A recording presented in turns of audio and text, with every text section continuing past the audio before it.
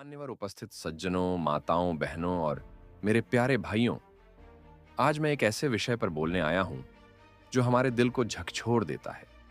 विषय है बेटियों के साथ होने वाले अत्याचार और बलात्कार के विरुद्ध आवाज। हमारी संस्कृति में बेटियों को लक्ष्मी, सरस्वती और दुर्गा कहा गया है। कहा जाता है कि जहां नारी की पूजा होती है, वहां देवता वास करते हैं। लेकिन दुर्भाग्य है कि वही बेटियां आज अपनी सुरक्षा के लिए सबसे ज्यादा असुरक्षित महसूस कर रही हैं। समाचार पत्र उठाइए, टीवी चैनल देख लीजिए, सोशल मीडिया खोल लीजिए। हर दिन हमें कहीं ना कहीं यह खबर पढ़ने को मिलती है कि किसी बेटी के साथ बलात्कार हुआ, उसे प्रताड़ित किया गया। क्या यही है हमारा आधुनिक समाज? क्या यही है वह नया भारत जिसके हम सपने देखते हैं? याद रखिए, बलात्कार सिर्फ एक लड़की के शरीर पर हमला नहीं है।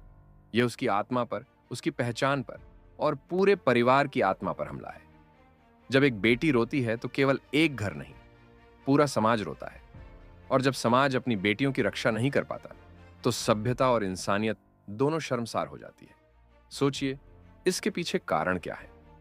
मानसिकता की गंदगी, कानून का डर न होना, समाज की चुप्पी और कभी-कभी परिवारों का डर व शर्म। लेकिन सवाल है, आखिर कब तक हम चुप रहेंगे? क्या हमारी जिम्मेदारी सिर्फ खबर सुनकर आक्रोश जताने तक ही सीमित है? भाइयों और बहनों, बेटियों की रक्षा केवल सरकार का काम नहीं, बल्कि यह पूरे समाज का धर्म है। क्योंकि जब बेटी सुरक्षित होगी, तभी घर सुरक्षित होगा। जब घर सुरक्षित होगा, तभी समाज सुरक्षित होगा। और जब समाज सुरक्षित होगा, तभी राष्ट्र सुरक्षित होगा। यदि हमें इस अपराध को खत्म करना है, तो इसकी जड़ पर चोट करनी होगी। बचपन से ही लड़कों को यह संस्कार देना होगा कि नारी कोई वस्तु नहीं, नारी सम्मान है, नारी जीवन है, नारी शक्ति है। सिर्फ बेटियों को नहीं, बेटों को भी सिखाना होगा कि इज्जत करना ही सबसे बड़ा धर्म है।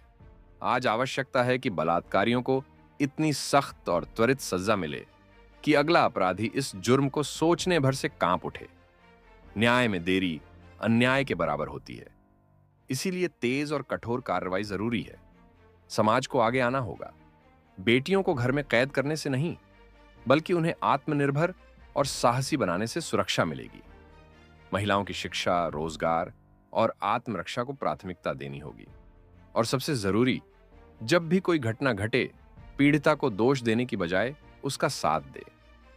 जरा सोचिए, अगर वह पीड़िता हमारी बेटी होती, हमारी बहन होती, तो क्या हम चुप रहते? हर मां चाहती है कि उसकी बेटी सुरक्षित रहे। हर पिता चाहता है कि उसकी लाडली मुस्कुराती रहे। तो फिर क्यों ना हम सब मिलकर यह प्रण लें कि अब और कोई बेटी रोने न पाएगी, अब और कोई मां का आंचल शर्म से न भीगेगा। प्रिय साथियों, आज हमें संकल्प लेना होगा कि हम बेटियों की सुरक्षा और सम्मान के लिए हमेशा आवाज उठाएंगे। हम नारी को वस्तु नहीं, शक्ति मानेंगे। और बलात्कार जैसे जघन्य अपराध को समाप्त करने के लिए समाज, सरकार और हर इंसान मिलकर लड़ाई लड़ेगा। आइए हम सब मिलकर यह नारा लगाएं, बेटियों की इज्जत देश की इज्जत है, बेटियों की सुरक्षा समाज की जिम्मेदारी है। धन्यवाद।